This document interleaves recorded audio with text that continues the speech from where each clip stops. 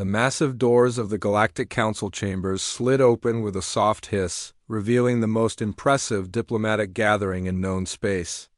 12 different alien species had sent their finest representatives to negotiate what everyone believed would be simple trade agreements with the newest members of the galactic community. The humans had been part of the council for exactly 3 years, 2 months, and 14 days, and in that time they had earned a reputation that made every other species feel completely at ease. Ambassador Jake Morrison stepped through the entrance. With his usual warm smile, the kind that had become his trademark across a dozen worlds. His brown hair was perfectly styled, his blue suit immaculate, and his handshake firm but never aggressive. Behind him walked Katie Sullivan, a young woman with red hair pulled back in a neat bun, carrying a tablet filled with notes and proposals. That always seemed to find middle ground between opposing positions. Commander Ryan Blake followed last, his military uniform pristine and his expression carefully neutral, though most aliens had learned to ignore him entirely since. He rarely spoke during negotiations. The chamber itself was a marvel of engineering, designed to accommodate species that breathed different atmospheres, stood at various heights, and required entirely different environmental conditions. Atmospheric barriers shimmered like soap bubbles around different sections, while translation devices hummed quietly in the background, converting thoughts and words between dozens of languages and communication methods. High Merchant Vexstar was already seated at the primary negotiation table, his purple skin gleaming under the chamber's lights. The Zephyrian stood nearly 8 feet tall when fully upright, with 4 arms that moved in graceful patterns as he spoke. His species had controlled the major trade routes between the Outer Rim worlds for over 2 centuries, and their merchant fleets were legendary for their efficiency and ruthlessness in business dealings. Next to him sat the representative of the Hive Mind Collective, a creature that looked like a cross between a praying mantis and a grasshopper, but the size of a human child. Its compound eyes reflected the room's light in thousands of tiny rainbows, and when it spoke, the voice came from speakers built into the table since its actual communication method involved chemical releases that other species couldn't detect. The architects of Sigma had sent their usual delegate, a being that appeared to be made entirely of living crystal. Light passed through its body in strange patterns, and when it moved, tiny chimes seemed to ring in the air around it. The crystalline species was known for their incredible technological advancement, particularly in the areas of energy manipulation and architectural engineering that had given them their name. Chancellor Scarthex represented the reptilian dominion, and his presence always made the chamber feel smaller. He stood 7 feet tall even while sitting, his scales shifting between dark green and black depending on his mood. His species had built their empire through conquest and subjugation, though they had agreed to the Council's peace treaties 3 decades earlier. His yellow eyes tracked every movement in the room with predatory focus. Jake took his usual seat at the human section of the table, still smiling as he activated his personal translation device and pulled out a folder of documents. Katie sat to his right, immediately opening her tablet and beginning to take notes, while Ryan positioned himself slightly behind and to the left, his hands clasped behind his back in a parade rest position that he maintained throughout most diplomatic sessions. The Council's AI system, ARI-7, announced the beginning of the session with a pleasant chime. The holographic display in the center of the table lit up with the day's agenda, showing trade route discussions, resource allocation negotiations, and technology sharing agreements. Everything appeared routine and straightforward, exactly the kind of diplomatic work that humans had become famous for handling with grace and compromise. High Merchant Vexstar was the first to speak, his forearms gesturing in elaborate patterns as his words flowed through the translation system. He began with the usual pleasantries about mutual cooperation and shared prosperity, but quickly moved into more specific demands. The Zephyrian Trade Consortium wanted exclusive mining rights to 3 human colony worlds that had recently discovered rare mineral deposits. The terms he proposed were heavily weighted in favor of his people, offering humans barely 15% of the profits from their own worlds. Jake listened carefully, nodding at appropriate moments and making small notes on his papers.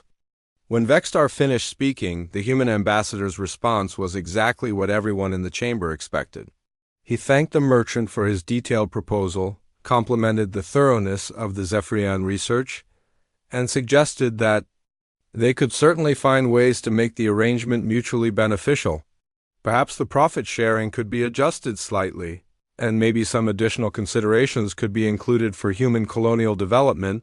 The drone prime of the Hive Mind Collective spoke next, its artificial voice carrying a request that made several other delegates shift in their seats. The insectoid species wanted access to human neural mapping technology, claiming it would help them better understand individual consciousness and improve their collective decision-making processes. The request was phrased in scientific terms, but everyone in the room understood the implications. Neural mapping technology could be used for far more than research. Once again, Jake's response was diplomatically perfect. He acknowledged the scientific value of such collaboration, praised the collective's advances in group consciousness studies, and suggested that perhaps they could start with some limited data sharing to build trust between their species. KD made detailed notes while Jake spoke, occasionally nodding or adding small clarifications to his points. The crystalline architect's request was perhaps the most audacious of all, speaking in chimes that the translation system converted to words. It asked for detailed schematics of human defensive systems. The reasoning provided was that such information would help them design better protective structures for joint colony efforts. But the military applications were obvious to everyone present. Jake's smile never wavered as he responded to this request. As well, he spoke about the importance of mutual defense cooperation, the value of shared knowledge in protecting peaceful settlements, and his confidence that their species could work together to find appropriate levels of information sharing. That would benefit everyone involved. Katie continued taking notes, her fingers moving steadily across her tablet surface. Ryan remained motionless behind them, his breathing steady and his expression unchanged. To every observer in the chamber, the humans appeared to be reacting exactly as they had for the past 3 years. They were accommodating, reasonable, and seemingly eager to find compromises that would satisfy everyone's concerns, but something was different today, though none of the alien delegates noticed it yet. Jake's smile was perfect, but his eyes had developed a slight hardness that hadn't been there in previous sessions. Katie's note-taking was as thorough as always, but she was recording different types of information than usual.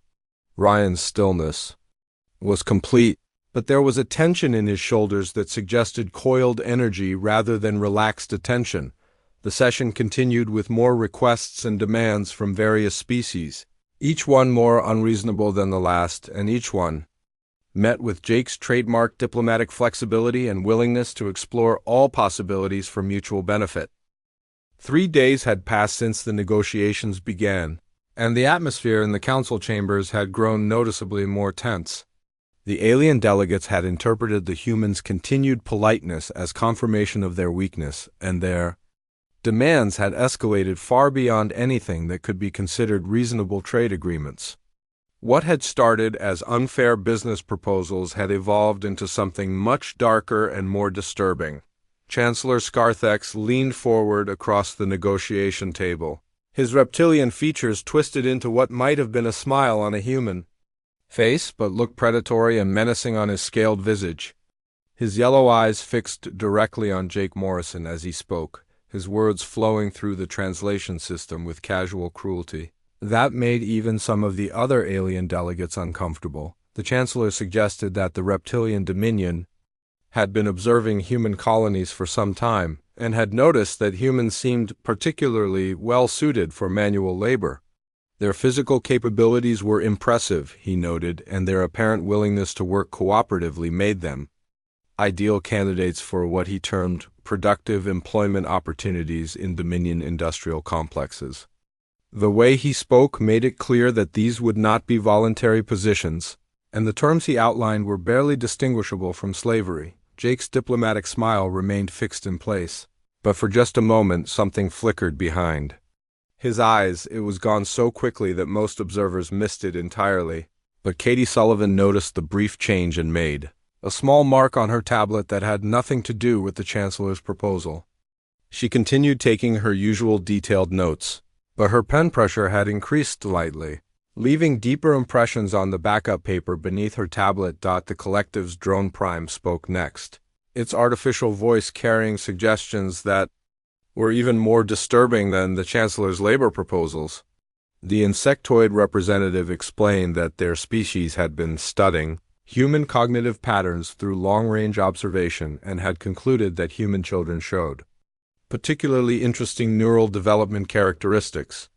They proposed establishing joint research facilities where young humans could be studied during their formative years to better understand how individual consciousness developed in non-hive species. The clinical language used by the drone prime made the proposal sound scientific and academic, but every being in the chamber understood that they were discussing experimenting on human children.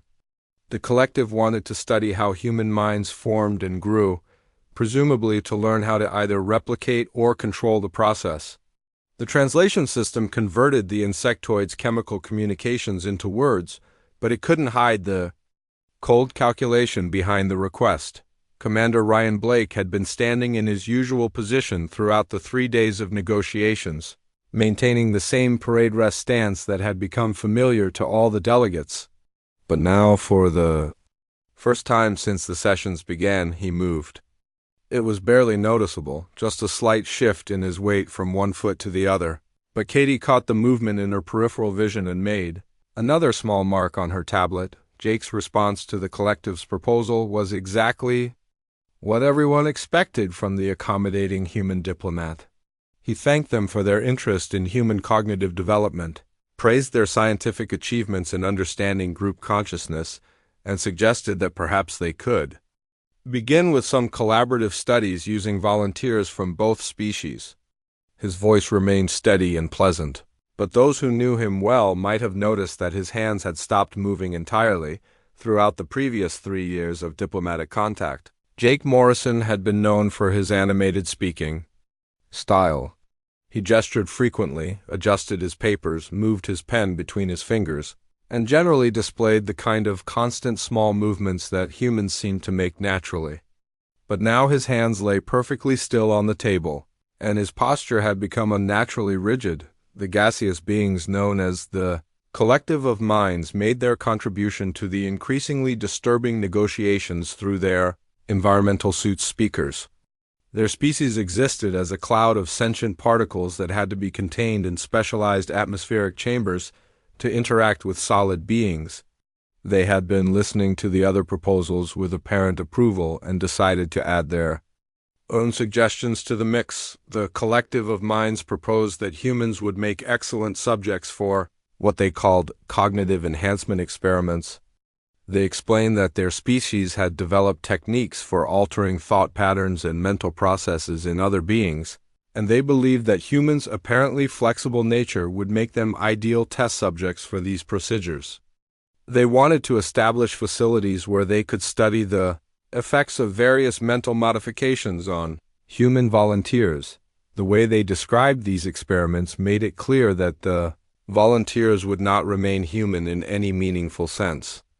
After the procedures were completed, the collective wanted to reshape human minds to better understand consciousness itself, treating people like laboratory equipment that could be modified and discarded as needed. Katie Sullivan continued taking notes throughout all of these proposals, but observers with particularly good eyesight might have noticed that her handwriting had changed. The neat, careful script that she normally used had become sharp and angular, and she was pressing her stylus against the tablet with enough force to make small scratching sounds. Her red hair remained perfectly arranged, and her professional demeanor never wavered, but something fundamental had shifted in her posture. Jake's responses continued to follow the same diplomatic pattern that had made humans famous throughout the galaxy for their reasonableness and flexibility. He acknowledged each proposal with apparent consideration, thanked the delegates for their detailed explanations, and suggested that there were certainly ways to find mutually beneficial arrangements that would satisfy everyone's interests. His smile remained warm and welcoming, and his voice carried the same friendly tone that had characterized all of his previous negotiations. But the Council's AI monitoring system, Area 7, had been designed to observe and analyze the behavior patterns of dozens of different species during diplomatic proceedings. Its sensors were sophisticated enough to detect subtle changes in biometric readings, stress responses, and behavioral patterns that might indicate deception, aggression, or other concerns that could affect negotiations. The AI had been tracking the human delegation's vital signs throughout the 3 days of talks, and the readings were becoming increasingly unusual. Human heart rates typically increased under stress, but Jake's pulse had actually been dropping steadily since the second day. Stress hormones that should have been flooding his system were present, but seemed to be under conscious control in ways that the AI had never observed in any species. Most disturbing to the artificial intelligence were the micro-expressions that its cameras had been recording. Humans normally displayed a wide range of subtle facial movements that reflected their emotional states, but Jake Morrison's face had become almost perfectly controlled. Every smile, every nod, every expression of interest or concern appeared to be deliberately chosen rather than naturally occurring. Ryan Blake's biometric readings were even more anomalous. His breathing had become so regular that it seemed mechanical. His heart rate had dropped to levels typically associated with deep meditation, and his brain activity showed patterns that the AI couldn't match to any known human behavioral state. He appeared to be awake and alert, but his neural patterns suggested something closer to a predator waiting for the perfect moment to strike. Katie Sullivan's readings were perhaps the most concerning of all. Her stress hormones were elevated but suppressed. Her muscle tension was increasing despite her relaxed appearance, and her eye movement patterns indicated that she was cataloging and memorizing every detail of the alien delegate's behavior with unusual intensity. As the third day of negotiations came to an end, the alien delegates left the chamber feeling confident that they had successfully identified the humans' weaknesses and established their own dominant positions for the remainder of the talks. They had pushed their demands far beyond reasonable limits and received only polite consideration and diplomatic flexibility in response, but in their private quarters that evening, the human delegation finally allowed their carefully maintained facades to drop, and the conversation that followed would have terrified every alien in the council chambers. The fourth day of negotiations began like all the others, with Ambassador Jake Morrison entering the council chambers wearing his trademark diplomatic smile and carrying his folder of carefully prepared documents. Katie Sullivan followed behind him with her tablet ready for note-taking, while Commander Ryan Blake took his usual position standing at attention behind their seats. To every observer in the room, the humans appeared exactly as they had for the previous 3 days of discussions, but something had changed during the night, though none of the alien delegates were perceptive enough to notice the subtle differences. Jake's smile was still present, but it had become slightly more mechanical, like a mask that required conscious effort to maintain. Katie's posture remained professionally correct, but her fingers gripped her stylus with enough force to leave small indentations in the device's surface.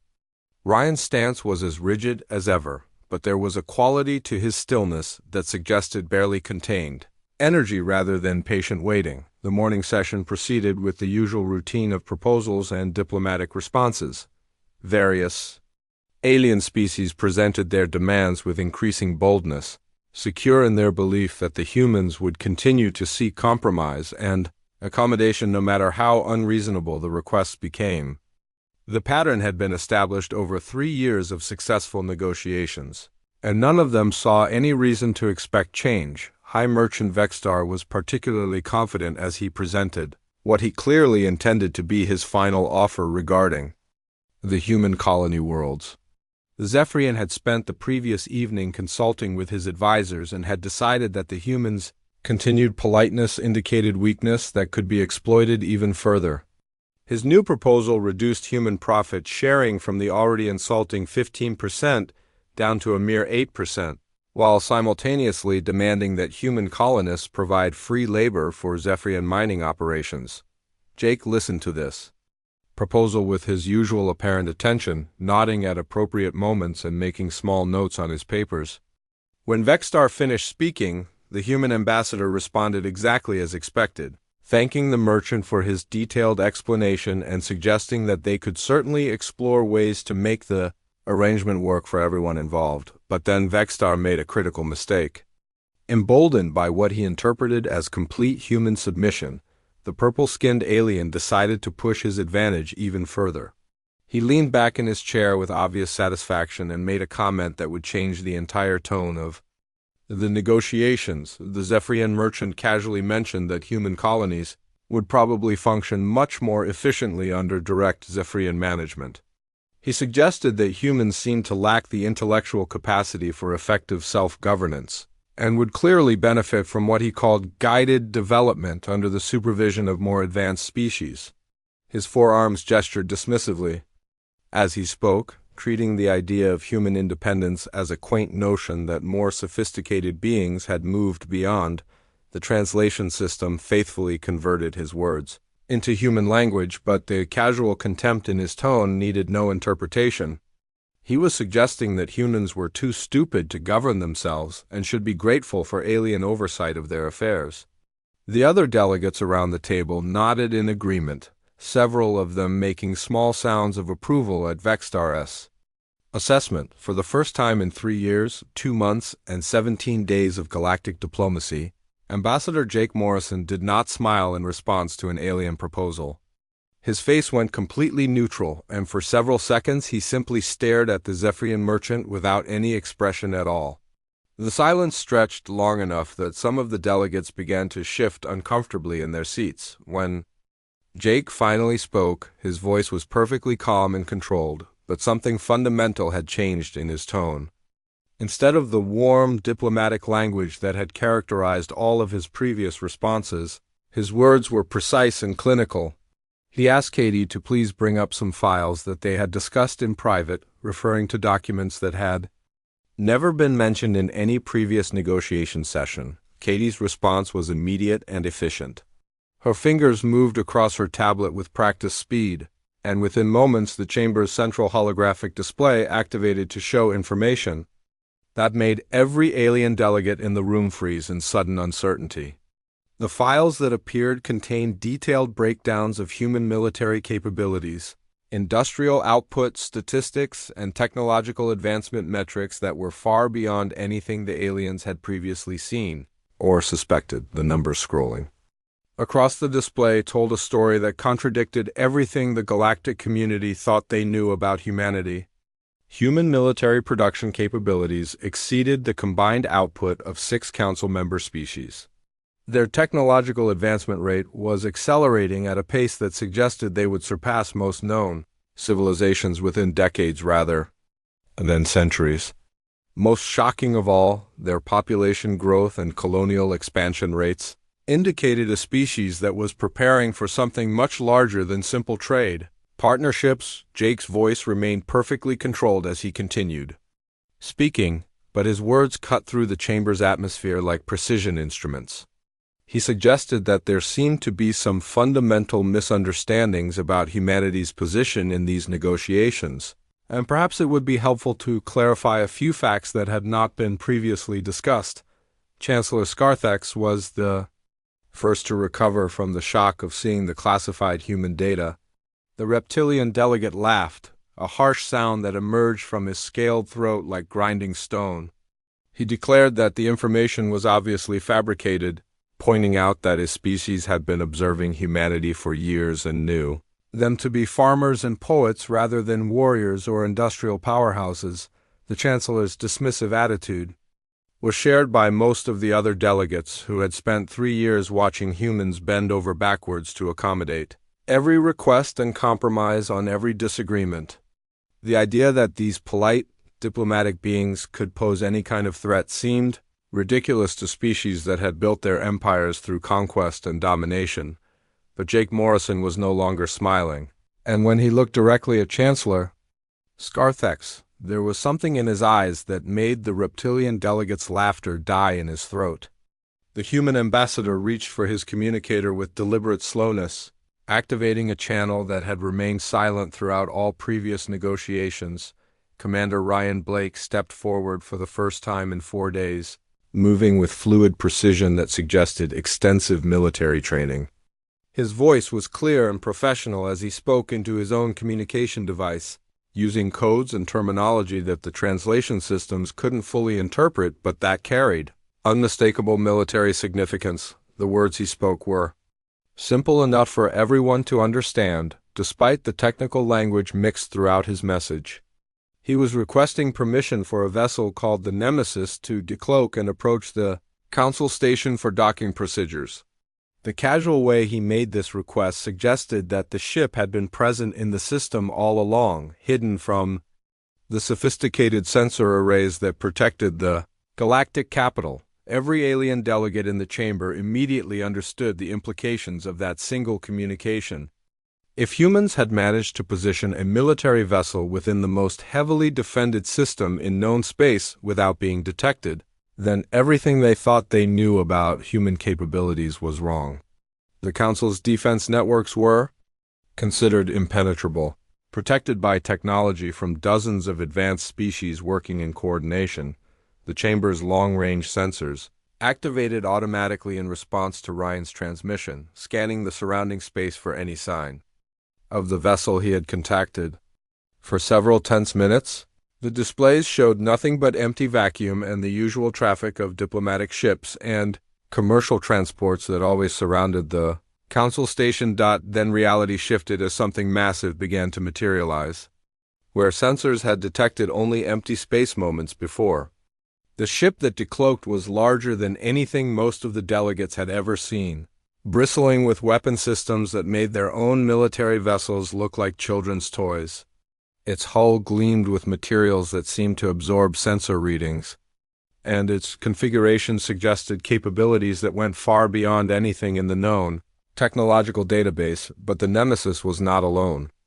As the first ship finished its materialization process, 11 more identical vessels began appearing throughout the system, each one positioned with tactical precision that demonstrated intimate knowledge of the Council's defensive capabilities and blind spots.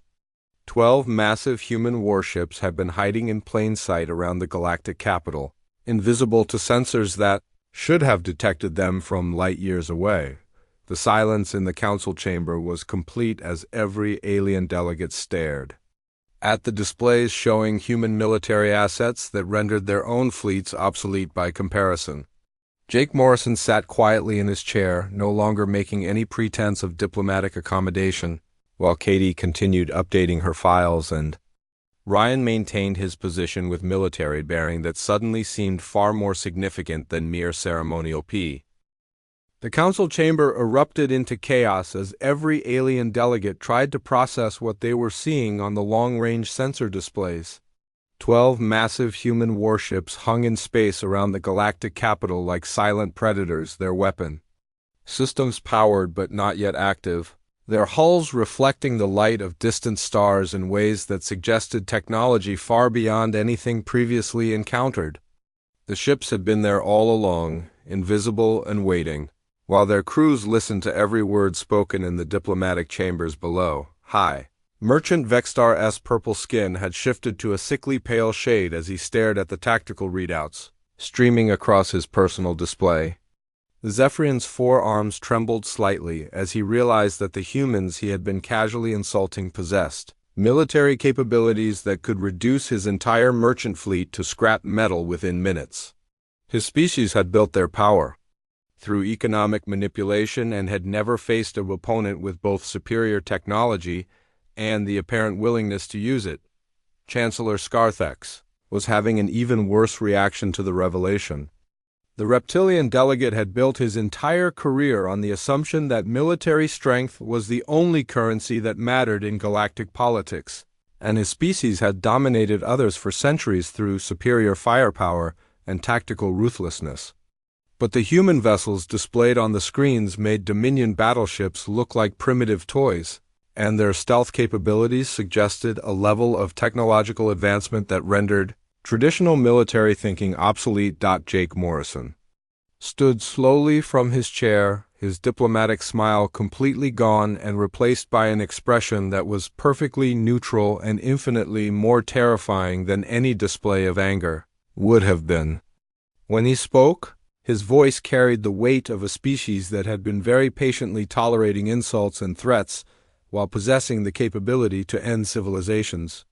The words came out measured and precise, each one chosen for maximum impact. He began by addressing the fundamental misconception that had shaped 3 years of galactic diplomacy. The aliens had observed human behavior and concluded that politeness indicated weakness, that accommodation meant inability to resist, and that diplomatic flexibility was evidence of technological or military inferiority. Jake explained that these assumptions were not merely wrong but dangerously backwards in their understanding of human nature and capabilities. The ambassador moved to the central display controls and began calling up classified files that Katie had been preparing throughout their private evening meetings. The information that appeared on the holographic screens painted a picture of humanity that contradicted every assumption the galactic community had made about their newest members. Industrial production figures showed human manufacturing capabilities that exceeded the combined output of the 6 largest Council economies. Military asset inventories revealed fleets of vessels like the ones currently surrounding the station, deployed throughout human space and beyond in numbers that suggested preparation for conflicts on a scale that no other species had even imagined. Research and development budgets demonstrated investment in technological advancement at rates that indicated human civilization was accelerating toward capabilities that would soon surpass every known species in multiple fields simultaneously. But perhaps most disturbing to the assembled delegates were the intelligence reports that Jake began displaying with casual efficiency. Human reconnaissance missions had mapped every council member's home system in detail, identifying defensive capabilities, industrial centers, population distributions, and strategic vulnerabilities with precision that suggested years of careful observation and analysis.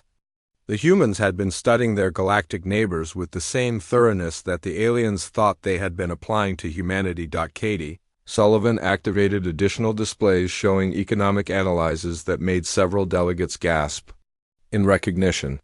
Human economists had been tracking trade patterns, resource flows, and financial dependencies throughout council space, building comprehensive models that could predict the effects of various disruptions to galactic commerce.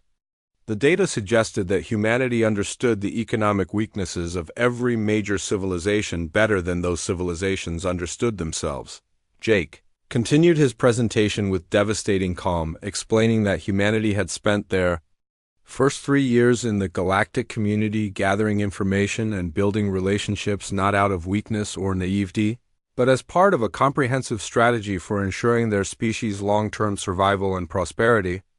Every compromise they had made, every concession they had offered, and every diplomatic courtesy they had extended had been calculated decisions made from a position of strength rather than necessity. The psychological profiles that appeared next on the displays made the delegates shift uncomfortably in their seats. Human analysts had been studying the behavior patterns, decision-making processes, and cultural motivations of every species represented in the chamber. The files contained detailed assessments of individual delegates' personalities, including predictions about how they would react to various scenarios and what methods would be most effective for influencing their choices. Commander Ryan Blake moved to stand beside Jake at the central display, his military bearing now clearly visible as something far more significant than ceremonial presence. When he spoke, his voice carried the authority of someone accustomed to being obeyed without question, and the information he provided about human military doctrine sent chills through every alien in the chamber. Human strategic planning, Ryan explained, was based on the principle of overwhelming preparation combined with patient execution. Their military forces were designed not merely to win battles, but to end conflicts so decisively that opponents would never consider resistance again. The ships surrounding the station represented just a tiny fraction of human military capability. Deployed as a demonstration rather than a serious threat, the tactical doctrines he outlined were terrifying in their comprehensiveness. Human military planners had developed contingency plans for conflicts with every known species, including detailed strategies for neutralizing their defensive capabilities, disrupting their communications networks, and occupying their key systems, with minimal human casualties. These plans had been refined over 3 years of diplomatic contact. Using information gathered during supposedly friendly cultural exchanges and trade negotiations, Katie began displaying the most classified information of all, showing the delegates exactly how much humans knew about their individual weaknesses and fears. Species-specific psychological warfare techniques had been developed based on careful study of alien biology, culture, and social structures. Weapon systems had been designed to exploit the particular vulnerabilities of different alien physiologies. Economic warfare strategies had been prepared that could collapse entire civilizations by targeting their specific resource dependencies. The drone prime of the hive mind collective finally found its artificial voice, speaking through the chambers translation system with what sounded like electronic panic. It asked how long humans had been preparing for war against the council species, clearly believing that the military preparations indicated aggressive intentions rather than defensive capabilities. Jake's response was perhaps the most chilling thing he had said since the presentations began. He explained that humans had not been preparing for war at all, but rather preparing for the possibility that other species might mistake human civility for weakness and attempt to exploit what they perceived as vulnerability. Every military asset, every intelligence operation, and every strategic plan had been developed as insurance against the exact situation that was currently unfolding in the council chambers. The ambassador moved closer to the assembled delegates, his presence somehow more intimidating without any overt displays of aggression than any of their posturing and threats had been. He explained that humans preferred cooperation to conquest, valued peaceful resolution over military victory, and genuinely wanted to build positive relationships with their galactic neighbors. But he also made it clear that these preferences were choices rather than limitations. Ryan activated his communicator again, speaking directly to the fleet of vessels surrounding the station. His words were brief and professional, but their meaning was unmistakable to everyone in the chamber. He was updating the fleet commanders on the current situation and requesting that all ships maintain their current positions until further notice. The casual way he delivered these orders suggested that he was accustomed to commanding forces far larger than the 12 ships currently visible to council sensors. The silence that followed Ryan's communication stretched for long minutes as every alien delegate tried to process the complete reversal of everything they thought they understood about galactic power dynamics. The species they had been casually threatening and dismissing possessed capabilities that made their own civilizations look primitive by comparison, and the humans had been politely tolerating their arrogance while possessing the means to reduce their worlds to dust.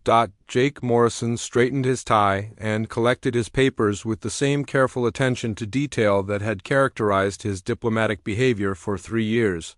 B. The silence in the council chamber stretched on for what felt like hours, but was actually only minutes as every alien delegate struggled to comprehend the complete reversal of everything they had believed about humanity and their place in galactic politics. The massive human warships continued to hang in space around the station like silent monuments to their own ignorance, while the displays in front of them showed intelligence reports and military capabilities that rendered their previous assumptions laughably obsolete. High Merchant Vextar was the first to break the terrible quiet, his voice considerably smaller and less confident than it had been throughout the previous 4 days of negotiations. The purple-skinned Zephyrian's forearms moved nervously as he spoke, his words coming out in hesitant bursts rather than the smooth diplomatic language he normally employed. He suggested that perhaps they should reconsider some of the terms. They had been discussing that there might be room for more equitable arrangements that would better serve all parties involved. The merchant's complete change in tone was obvious to everyone in the chamber, but Jake Morrison's response was even more striking than Vextar's sudden humility. The human ambassador's diplomatic smile returned to his face, but it was different now. sharper and more knowing than the warm expression that had characterized his previous 3 years of negotiations. When he spoke, his words carried the quiet confidence of someone who no longer needed to pretend that compromise was necessary for survival. Jake thanked Vexstar for his flexibility and asked Katie to prepare the revised trade proposals that they had discussed in their private meetings. The documents that appeared on the chamber's displays were radically different from anything that had been negotiated previously, with terms that heavily favored human interests while still providing reasonable benefits for their trading partners. The profit-sharing percentages had shifted dramatically, with humans retaining 75% of revenues from their own colonial resources while offering the Zephyrians a respectable but clearly secondary position in the arrangements. The new proposals also included clauses that had never appeared in previous galactic trade agreements, establishing human oversight of all mining operations on human worlds and requiring alien partners to submit to regular inspections by human security forces. The terms were fair but firm, making it clear that humanity would no longer accept subordinate roles in agreements involving their own territories and resources. Katie Sullivan worked efficiently at her tablet, bringing up additional revised agreements for every species that had made demands during the negotiations. Each document reflected the same fundamental shift in power dynamics, with humans taking primary positions in all arrangements while offering their partners profitable but clearly junior roles in various cooperative ventures. The terms were generous enough to be attractive, but structured in ways that left no doubt about who would be making the important decisions going forward. The chamber doors opened with their familiar soft hiss, and Admiral Lisa Hayes entered wearing a crisp military uniform that immediately commanded attention from every being in the room. Her bearing was unmistakably that of someone accustomed to absolute authority, and her presence seemed to fill the chamber despite her relatively small human stature compared to some of the alien delegates. She moved with precise military efficiency, taking a position near the central display, where everyone could see her clearly. The Admiral's first words were addressed to the assembled delegates rather than to the human negotiating team, and her tone was professionally courteous but carried undertones that made it clear she was not making requests. She informed the council members that the Nemesis and her sister ships would be remaining in the system for the duration of the negotiations and for an indefinite period afterward to ensure the security of all diplomatic personnel and the stability of the agreements being reached. Her explanation of these security measures was phrased in diplomatic language, but everyone in the chamber understood that the human fleet was now a permanent presence in the galactic capital system. The ships that had been revealed were not visiting dignitaries or temporary escorts, but the advance guard of a new reality in which human military power would be a constant factor in all future council deliberations. Admiral Hayes continued by outlining the new protocols that would govern interactions between human territories and other council species. All future negotiations would be conducted under human security oversight, with human observers present during any discussions that might affect human interests. Trade agreements would require human approval before implementation, and any military activities near human space would need to be coordinated with human defense forces. The protocols she described effectively established humanity as the dominant power in the galactic community without actually dissolving the council structure or formally declaring human supremacy. The existing political framework would continue to function, but every important decision would now require human consent, and every major initiative would need to align with human strategic interests. Chancellor Scarthex made one final attempt to salvage some dignity from the situation, his reptilian pride preventing him from accepting the new reality without at least a token protest. He pointed out that his species had been major powers in the galaxy for centuries before humans had even discovered space travel, and suggested that surely some accommodation could be reached that would respect the traditional balance of power that had maintained stability for so long. Jake Morrison's response to the Chancellor's objection was delivered with the same pleasant tone he had used throughout 3 years of diplomatic accommodation, but the words themselves carried a finality That made several delegates shiver despite the chamber's controlled atmosphere.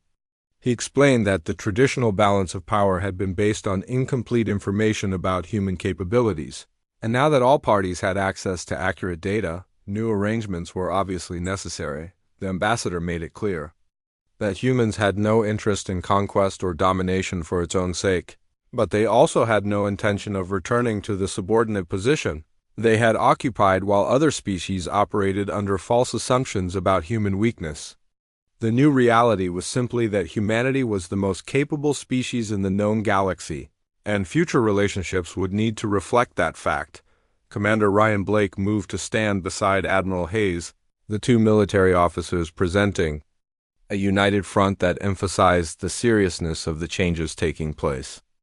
Ryan's earlier communications with the fleet had been preliminary instructions, but now he began issuing more detailed orders that would establish permanent human military presence throughout the galactic community. The orders he transmitted were heard by every delegate in the chamber, making it clear that human forces were already being deployed to strategic positions throughout Council space.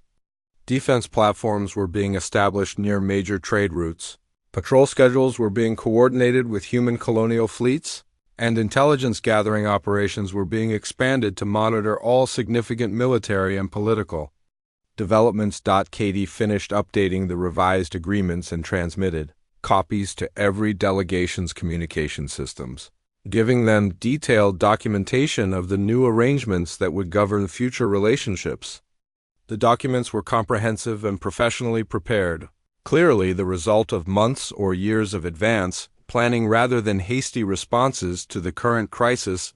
Jake Morrison collected his papers and prepared to leave the chamber, his movements carrying the same careful attention to detail that had characterized his behavior throughout the negotiations, but now suggesting efficiency and control rather than nervous accommodation. He informed the delegates that they would reconvene the following day to finalize the new agreements, and suggested that they use the intervening time to consult with their home governments about the changed circumstances. His tone remained pleasant and diplomatic, but there was an underlying firmness that made it clear these were not really negotiations anymore, but rather opportunities for the other species to formally accept the new reality that human capabilities had created. The choice facing each alien civilization was simple: accept profitable but subordinate partnerships with humanity, or face the consequences of opposing the galaxy's new dominant power. As the human delegation prepared to leave the chamber, Jake's final words carried a warning disguised as diplomatic courtesy. He reminded the assembled delegates that humanity preferred cooperation and peaceful relationships, but he also noted that they had demonstrated their ability to enforce their preferences when necessary. The choice of how future interactions would proceed was entirely up to the other species. The chamber fell silent again as the humans departed, leaving the alien delegates to contemplate a galaxy that had been permanently transformed by the revelation that their newest members were actually their new masters, and that 3 years of apparent weakness had been the most successful diplomatic deception in galactic history.